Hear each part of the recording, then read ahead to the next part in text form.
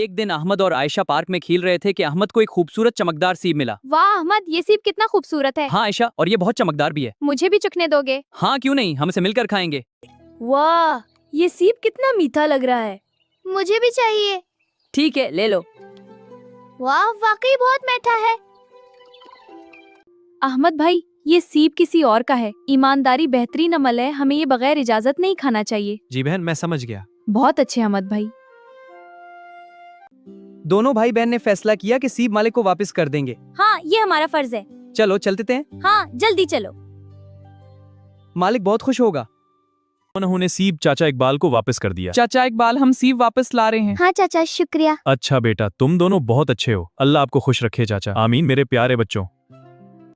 देखा बच्चों, ईमानदारी की वजह से उन्हें नए दोस्त और मीठी चीजें मिले। रसूल अल्लाह ने फरमाया, सच्चाई नेकी की तरफ ले जाती है और नेकी जन्नत की तरफ ले जाती है। बुखारी। इसलिए हमेशा ईमानदार बनूं